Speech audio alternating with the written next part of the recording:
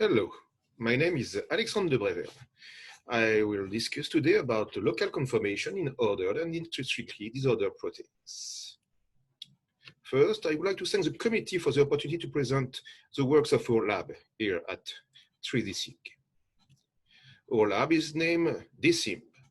We are located in Paris at the National Institute for Blood Transfusion, and we are associated to the University of Paris.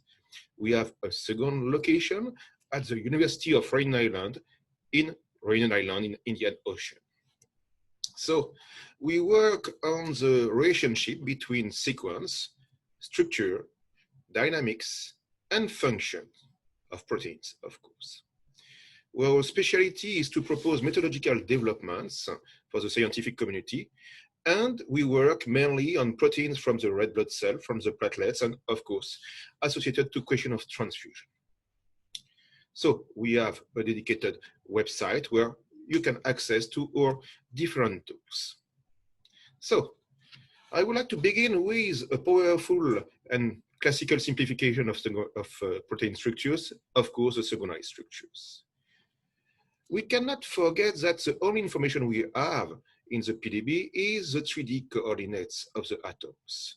They are linked by chemical bonds, and we can simplify the representation, for instance, with only the protein backbones. But most of the time, we assign secondary structures with alpha helix and beta sheet, and we have this very nice representation. This nice representation, however, it has some drawbacks.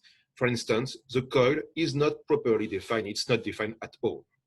So when we take a 3D structures, when we encode in terms of secondary structure with their labels, H, E, and C, in fact, the C does not mean anything. So when we have 1D information, we lose 50% of the information.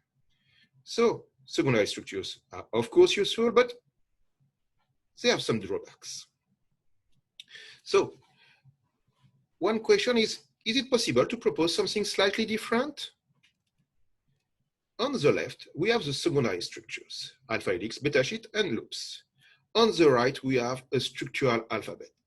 That's a library of Legos, in fact.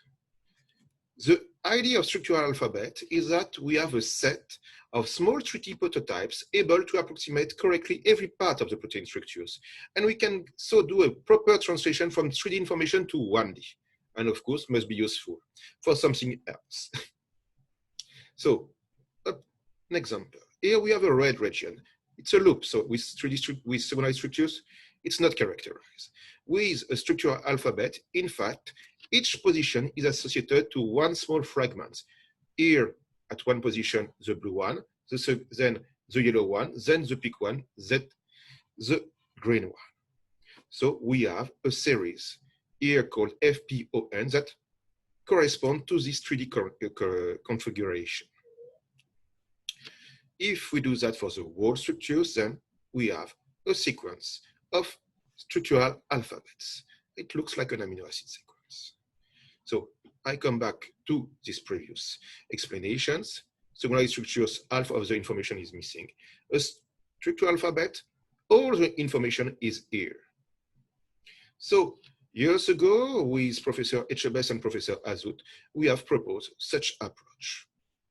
Our structural alphabet is called protein blocks. You have 16 prototypes from A to P. Their length is of 5 residues, and the information used are dihedral angles. For that, we have used unsupervised learning to obtain them. A very classical question is how to encode 3D structures in terms of PB. It's quite simple. You take a 3D structures. We zoom here on the position I in the red rectangle. We have the protein backbones. We translate in terms of dihedral angles, so 5 residues, 8 dihedral angles. An important point is that, in fact, each of the 16 PBs are defined by a canonical series of phi and psi dihedral angles. So what we will do with our fragment is to compare these fragments to all the others dihedral angles values for the 16 PBs. And of course, when this distance is minimal, it means it is the closest one. So we can assign PBs with these very simple rules. at this position I, for instance, the smallest distance is with PBA. So here, for these proteins, at this position, we will put PBA. And then we do for the next position, and so on, along the whole sequence. And we have a translation of the 3D into 1D. It's quite useful. So, in conclusion of this part, a structural alphabet is a library of small prototypes able to approximate the 3D structures.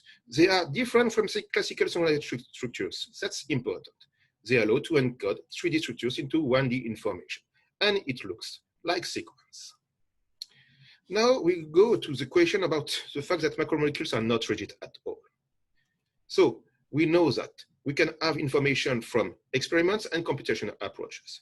From experiments, we have the B factors, for instance, that define rigid and flexible regions in regard to their values.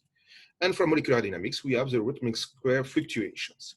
We take one proteins, we put the proteins into a box of water, we add ions, we integrate Newton equations and try to make it moves properly with proper software.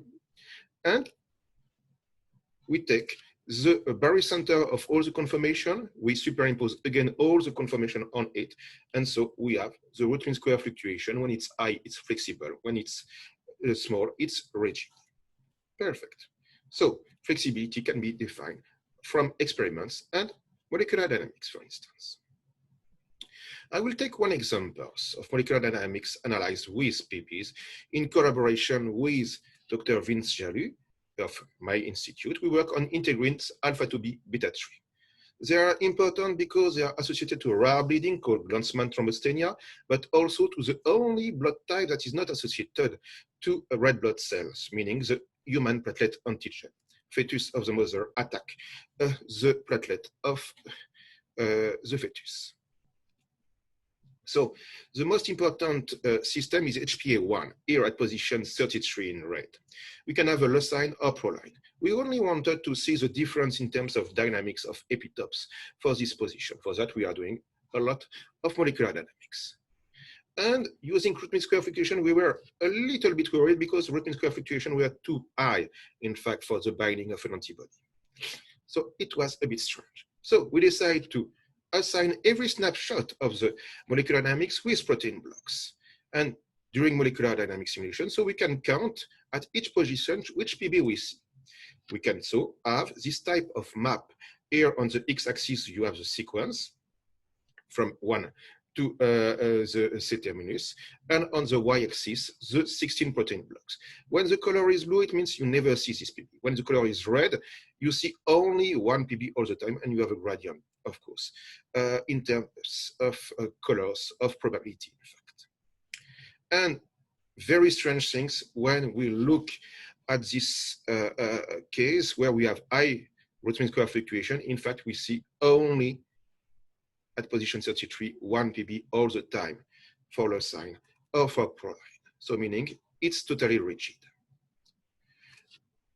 Important point, as we have probability of occurrence, in fact, of PBs, we can compute an entropy, a little bit modified. Here it's called NQ. When it's NQ of 1, it means that you see only one PB. When it's 16, it means that they have all equivalent frequency. So they go between 1 and 16. So when we look at the two simulations, it looks a little bit similar, except at the N-terminus, but a little bit far away from the position of interest. And when we look at the proline 33 and leucine 33, we see exactly the same type of distribution, only this type of local conformations. So the conclusion of this study was that, in fact, for the question of epitopes, we see no real change in epitopes. It's always very accessible. But what was very, very interesting is that protein blocks analysis does not correlate with root mean square fluctuation. Here, what we have seen is that, in fact, the region was not flexible at all. It was rigid, but encapsulated into two deformable regions. So what we were looking at were not flexibility, but it was mobility. So we have decided to go further and to take a large number of molecular dynamic simulation with more systems. For that, we have taken more than 200 chains, and from this one, only 169 were usable. They look very nice in terms of scope distributions. When we have analyzed them, they were going from rigid to nicely flexible domains. And of course, we have looked at them with classical root mean square fluctuation and B factors. So the correlation between both were 0.5, close to this one. So it's very good in regards to what was expected. It's logical. We have already seen that before. With NQ, the correlation was quite lower, which is totally logical, as I repeat, because NQ is only local when the two others are global measures. So we have followed the evolution of every protein blocks during the dynamics of all these systems. So we can have a range between low NQ for the PBM to the highest NQ with PBG. So it was already interesting to have this type of range. Second point, for each of the 16 PBs, we can follow what happens for them. For instance, we take PBM here. In fact, when you look at PBM, in 93% of the time, PBM stays as a real PBM. Here on the x-axis, you have the 16 protein blocks, and you can see in red, this cluster is only red. You see only this one. So we have 4 other clusters for the rest of them. And in 0.6% of the time, PBM, of course, mainly stays PBM, but when it moves, it goes to PBC. You can see the cluster number 5. Cluster number 3, when it's PBM that moves to something else, it moves to PBP. And going from M to P is logical in terms of local conformation. Going from PBM to PBC is very strange. And that's a little bit what we have seen in all the cases. So here we have also analyzed in regards to classical normalized B factors and normalized root mean square fluctuation and relative accessibility. Here again with the very simple case of PBM. So here we have the 5 clusters and they look not too bad. You have not too bad correlations when you look at this information. But when you look at the relative accessibility, it's not so easy. The most exposed one is not the most deformable one. And we have seen that also for most of the PB, in fact. So PBs are interesting to capture, in fact, mobility, deformability, and flexibility, so something a little bit different. And using molecular dynamics simulation, we have underlined unexpected behaviors. PBs are, of course, often stable, but when they are not, they can go to unexpected, non-equivalent PB. So it was totally unexpected also for us. More recently, we have decided to go to interesting disorder proteins, IDPs, because close to 20% of the protein residues are in fact not ordered.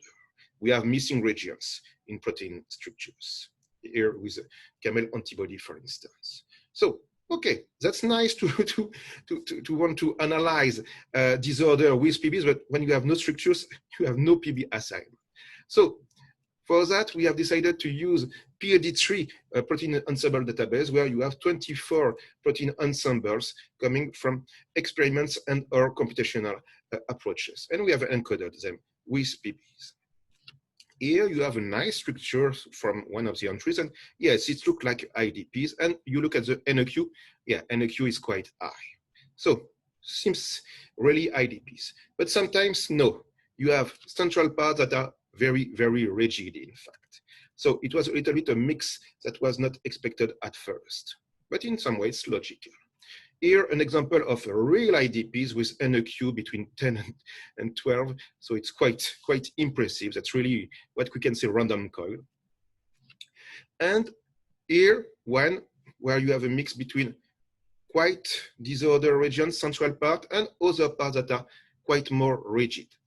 So when we look at the distribution for the all 24 entries, we can see a total different NQ distribution between disordered and ordered. We can quantify them by range of NQ, and using this quantification, we have proposed a row classifications between rigid, flexible, high flexible, and disorder regions. So PB can also be useful for analysis of IDP. And for the first time, we have propose a continuum between ordered and disordered regions. So I would like to acknowledge the work of a large number of people here in the lab, at the Institute in France, but also in Serbia, Lebanon, and India. And I would like to thank you for your attention.